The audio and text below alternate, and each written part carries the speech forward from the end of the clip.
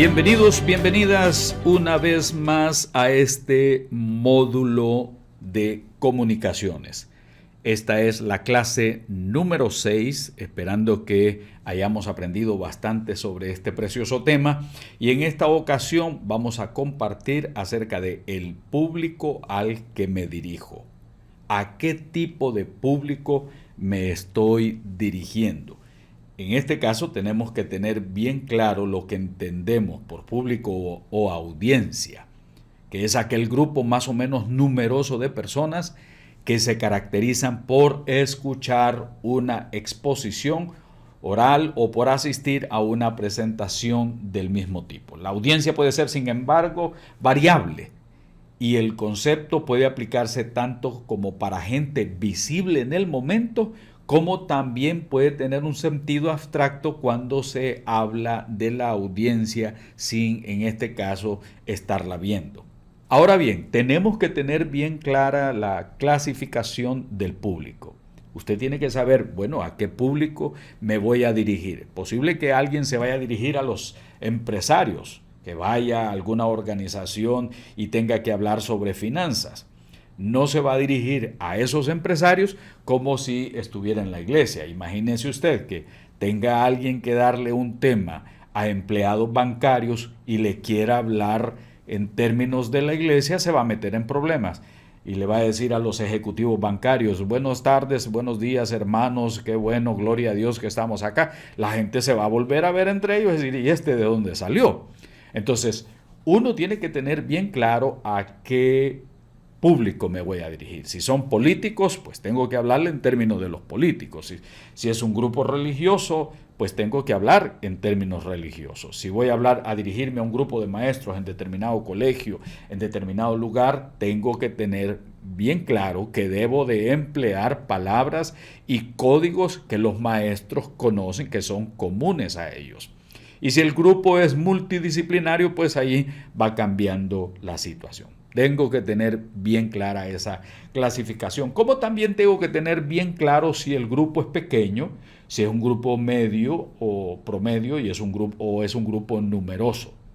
Algunas personas se sienten más cómodas a hablar con grupos pequeños que frente a grupos numerosos. Ellos se sienten más en familia y más a gusto cuando están con una célula en los hogares que si los ponemos a hablar delante de toda la iglesia. Entonces yo tengo que saber a qué público en dimensiones de asistentes tengo que dirigirme, es decir, cuántas personas van a estar ahí. Hay personas que se les dicen, bueno, van a haber unas 200, 300 personas y entonces comienzan ya con problemas de nervios. Es una situación que debemos de superarlas de acuerdo como lo estuvimos hablando en las clases anteriores. Debo de saber también cuál va a ser la ubicación de ellos. Por ejemplo, en forma abstracta yo puedo decir, me están escuchando en Miami las personas que se han conectado a la radio, a la televisión, etcétera. Uno no tiene a ciencia cierta el conocimiento de quién es ni de dónde viven las personas que nos están oyendo por la radio, pero sí sé que hay cierta población conectada que está siguiendo las enseñanzas, la charla, el seminario que se esté dando. Entonces yo tengo que tener bien claro esto de que debo de más o menos entender sobre lo que es la ubicación de esa gente a la cual me voy a dirigir. Si a mí me invitan a dar una charla por la radio en un determinado pueblo, tengo que saber, tengo que tener una base de conocimiento sobre la situación de ese pueblo, sobre las luchas que ese pueblo tiene para tratar de ayudar a los problemas que ellos están pasando. Pero no les voy a hablar de los problemas de ese pueblo a un lugar completamente distinto, con una problemática totalmente diferente, porque las personas van a decir qué clase de programa es este. Entonces tengo que saber bien más o menos al público al cual yo me voy a dirigir, como también tengo que conocer los cambios que la tecnología me está aportando. Es decir, una cosa es hablarle a la célula, otra cosa es hablar un grupo mayor como el de la iglesia, otra cosa es hablar desde la radio y la televisión, y ahora han aparecido los famosos webinars o webinarios los Hangouts que encontramos en Google y otros programas de videoconferencia.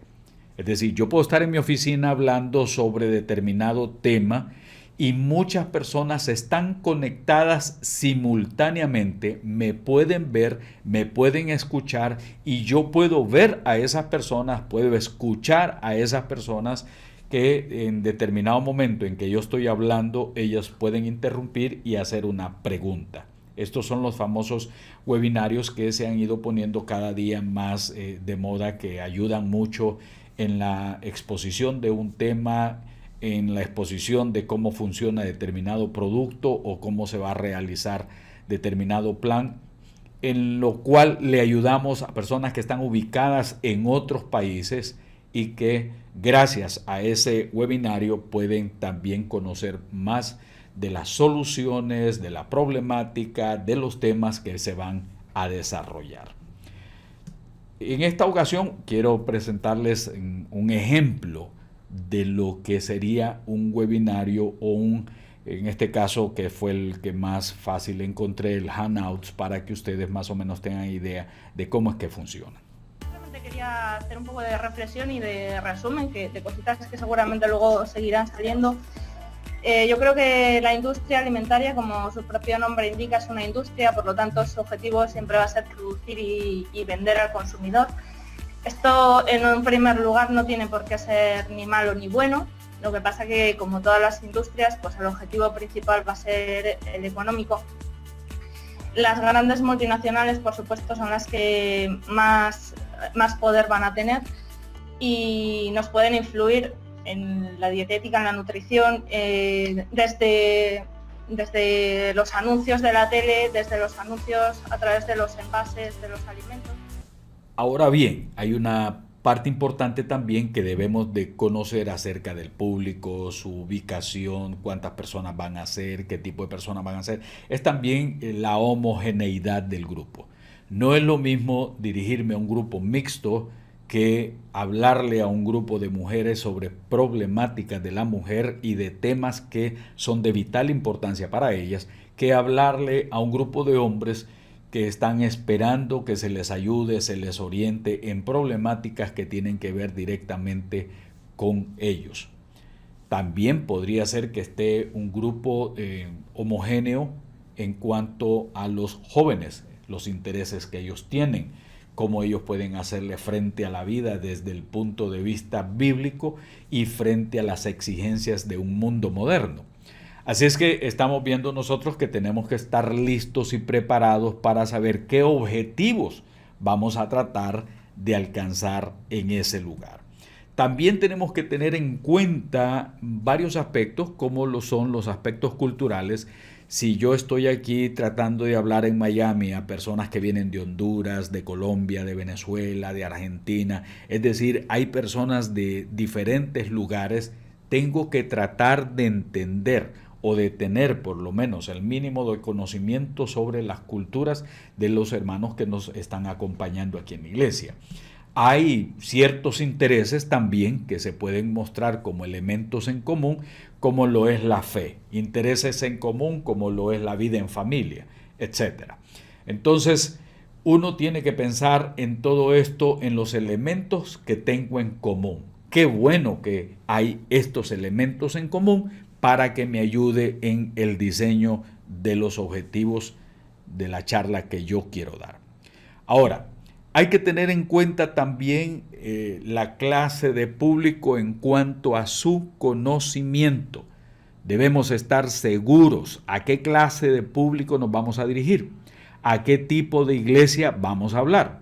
Si es una iglesia grande, si es una misión pequeña con miembros nuevos, o si es una iglesia madura con miembros realmente capacitados. Es decir, hay personas que están acostumbrados a cierto tipo de público y con ciertos paradigmas y esperan que todas las iglesias reaccionen de la misma manera. Ahí está el error que más adelante vamos a tratar de aclarar. Yo debo de saber, o tengo que saber a ciencia cierta, si este grupo desconoce totalmente sobre el tema o si es un conocedor promedio sobre la temática que voy a desarrollar, o si ya están en un nivel experto o si es combinado, si es mixto. Así es que es algo que usted tiene que tener en mente antes de la elaboración de la temática. Además de todo esto, yo debo de saber y entender que el grupo no siempre reacciona de la misma manera. Hay grupos que reaccionan con gran entusiasmo a las enseñanzas que usted está dando, le van a aplaudir. Hay otros grupos que van a reaccionar con indiferencia, otros es posible que rechacen y entren en una polémica, o tal vez hayan personas que entran en confusión, y de esto, de las reacciones de la iglesia como audiencia, lo vamos a ver también. Usted debe tener en cuenta que en la iglesia, como este tema está preparado para gente de la iglesia, usted tiene que saber bien que en la iglesia no todos tenemos la misma madurez o el conocimiento en la fe. Es todo un proceso, así como el niño va creciendo hasta llegar a la vejez, así nosotros también vamos creciendo internamente y hasta llegar a esa etapa de madurez. Entonces, ¿qué quiere decir con esto, mis amados hermanos y hermanas?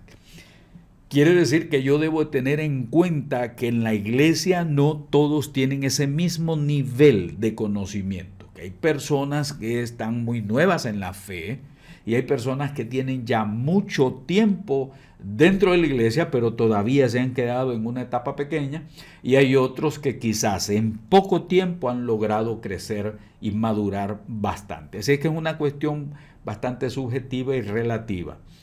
En la Escritura nosotros encontramos claramente que se le reclama en el libro de Hebreos que hay muchos que ya deben de ser maestros y que pareciera que tienen necesidad, debiendo ser ya maestros, tienen necesidad de que todavía se les enseñe la palabra, que se les vuelva a repetir otra vez como si fueran niños lactantes. Eso no puede ser. Se espera de que haya muchos en la iglesia que alcancen la madurez y que por el uso de los sentidos ejercitados en el discernimiento del bien y del mal se conviertan en ejemplos para otros. Pero si a usted lo invitan a dar un tema, no crea que todos los que están ahí son profundos conocedores del tema. Hay gente que posiblemente sea muy nueva y usted tiene que considerarlos también a ellos. En la iglesia como audiencia, yo tengo que cuidarme también en la forma en que hablo y el vocabulario que estoy usando. Hay gente que quizás recién llegó de una universidad, recién llegó de un seminario y comienza a hablar con esta terminología.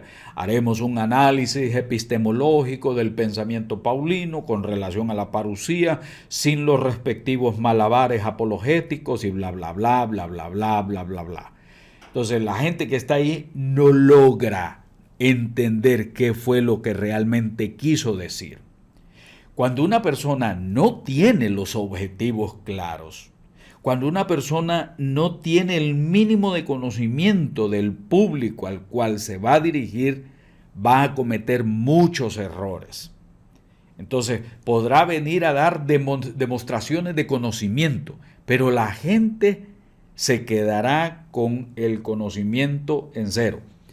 Y posiblemente les haya gustado el estilo o la forma en que habló, pero no entendió absolutamente nada. Entonces, esto sí va a ser un serio problema. Yo tengo que tener en cuenta la iglesia como audiencia, los hermanos que están ahí. Hay iglesias que son carismáticas. Y al oír usted que son carismáticas, va a estar oyendo que a lo mejor gritan, gloria a Dios, amén, así es. Y les gusta el entusiasmo y todas estas cosas.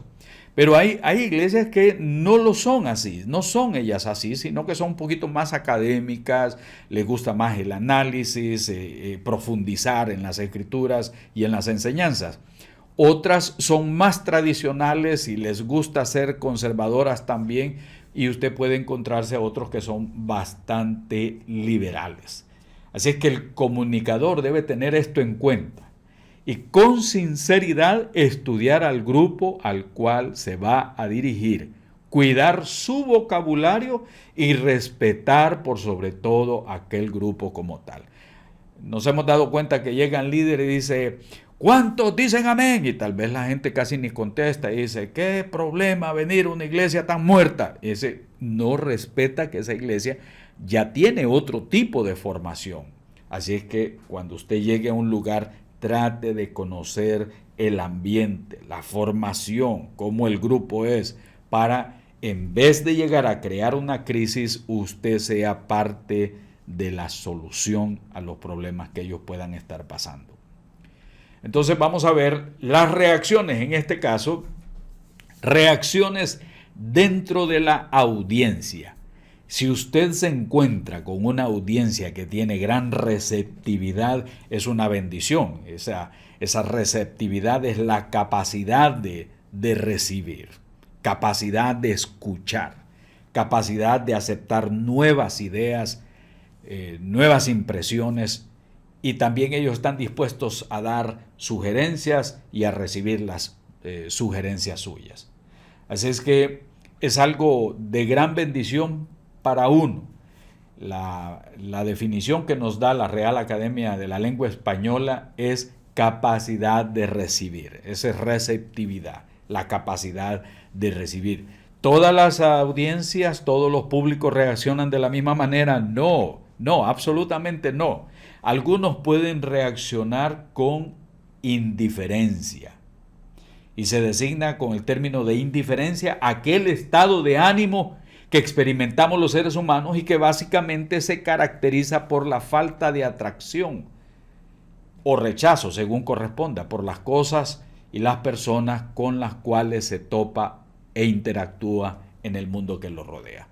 Esta charla me parece aburrida, esta charla me da sueño, y entonces comienza uno a distraerse. Algunos se ponen a hacer dibujitos ahí en las libretas, no están realmente concentrados. Otros se ponen a hablar, a interrumpir, a levantarse, a hacer algo porque definitivamente se está durmiendo. Ahí hay que tener mucho, pero mucho cuidado. Otra de las reacciones que el grupo pueda tener, esto sí es fatal, aburrimiento total. La hermana comenzó a hablar y cuando volvió a ver se le durmieron todos. El hermano comenzó a hablar y cuando volvió a ver ya todos estaban tenidos. Son personas que se convierten muy monótonas, hablan de el mismo tono, hasta que la persona finalmente, era como que si le estuvieran diciendo duérmete niño, duérmete ya, como que si lo estaban hipnotizando con aquel tema tan aburrido, tan falto de motivación, que al final se le durmieron. Ahora, otro de los que yo considero que son reacciones en la clasificación de las peores reacciones es el enojo. Y muchas personas dicen cosas que al público le parecen ofensivas en cuanto a su fe, en cuanto a lo que la persona cree. Y tenemos a veces, si a usted lo invitan a una iglesia y usted comienza a hablar en contra de lo que esa iglesia cree, en contra de su práctica, en contra de algunas situaciones bíblicas, hay personas que comienzan a enojarse y van haciendo que otras también se enojen, y cuando viene a sentir, aquello se volvió una batalla irrefrenable. También dentro de las reacciones, dentro de la audiencia, usted puede tener el riesgo de ser interrumpido por una persona que lleva otros intereses y que no le importa el lugar donde está ni el protocolo que se deba de guardar. Entonces algunas personas interrumpen un discurso como una manera de protestar contra algo, ante lo cual, hermano que está viendo este video, debe tener usted esa preparación de saber y pedirle a Dios sabiduría de cómo usted va a reaccionar. Porque puede aparecer dentro del público alguien que lo ataque, que diga que no está de acuerdo, que a lo mejor se rompe las vestiduras y sale de ahí. Por eso es importante ver este ejemplo que quiero ponerle en cuanto a un discurso que estaba dando el presidente de Estados Unidos, y de repente alguien lo interrumpe. Es algo que nos puede pasar a cualquiera que usted está dando su charla, su predicación, su tema, y de repente alguien pues se puso de pie y empezó a faltar al respeto, o a lo mejor a decir una cosa que traía en el corazón hace muchísimo tiempo.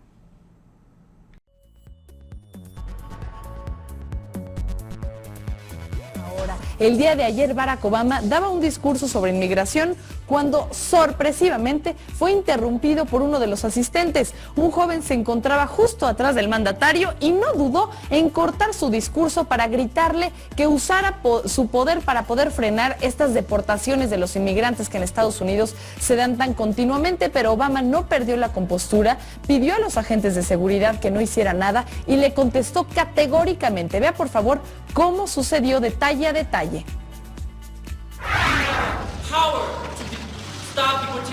Don't worry about it, guys. I respect the passion of these young people because they feel deeply about the concerns for their families.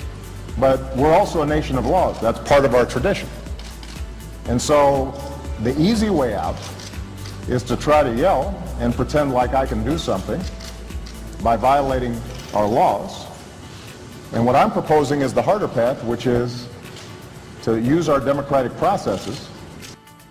Mire, y al respecto de este video, sí le tengo que comentarlo, debe de ver si tiene oportunidad completo, porque definitivamente hay que ver cómo de plano interrumpe la persona que está detrás de Obama y de verdad se pone a gritar encima de las palabras de Obama, pero él guarda la calma y es como logra responder.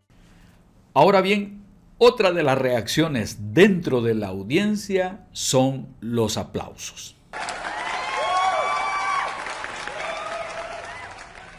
Un presidente de uno de los países de América Latina se enojó porque después de su discurso nadie le aplaudió. Y los aplausos a veces son por contagio entre el grupo, más que por aprobación. Es decir, mucha gente que le gustó algo que dijo comenzó a aplaudir, y si los demás no estaban poniendo atención, pues dijeron, vamos a seguir la corriente, también nosotros vamos a aplaudirle porque nos simpatizó la persona, nos cayó bien. Así que a veces los aplausos son un poco relativos. Hay que tener cuidado con eso porque no buscamos la gloria del hombre, como dice la Biblia. Como está ahí en pantalla, en algunas iglesias aplauden. En otras, si a usted lo invitan y no le aplauden, pues tampoco usted se va a enojar por eso.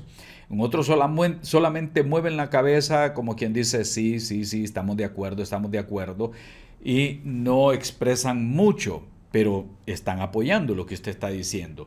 Y en otras iglesias gritan, gloria a Dios, aleluya, amén. Y entonces es todo de acuerdo a cómo el grupo está educado. Depende cómo es el grupo. Así es que hermana, hermano, antes de ir a dar un tema, lleve el objetivo bien claro. Conozca a qué público se va a dirigir.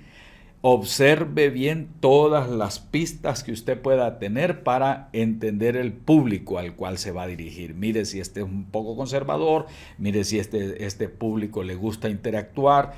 Es decir, tiene que tener en cuenta todos esos elementos. ¿A qué público me voy a dirigir? Ahora bien, viene la parte suya, los aportes.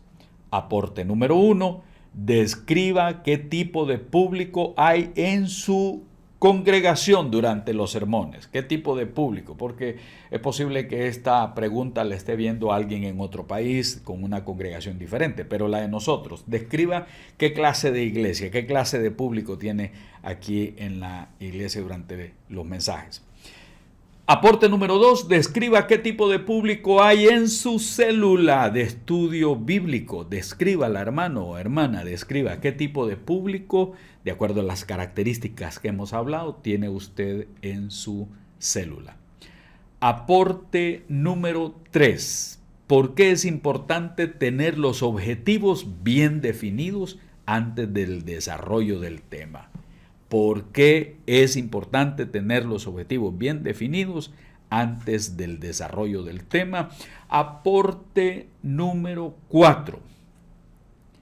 Diga con sus propias palabras por qué es importante conocer bien al público al cual hablaremos. Aporte número 4, diga con sus propias palabras por qué es importante conocer bien al público al cual hablamos. Y aporte número 5, ¿cuáles son las reacciones más comunes durante y después de la exposición de un tema? ¿Cuáles podrían ser las reacciones más comunes que hemos dicho aquí durante y después de la exposición del tema con relación al público? ¿Cuáles son las reacciones más comunes durante y después de la exposición de un tema con relación al público? Espero que este estudio de hoy les sea de mucho interés, les haya sido de mucha ayuda entender el público al cual yo me dirijo. Así que pueden enviarnos las respuestas a hoybiblia@gmail.com. Muchas bendiciones.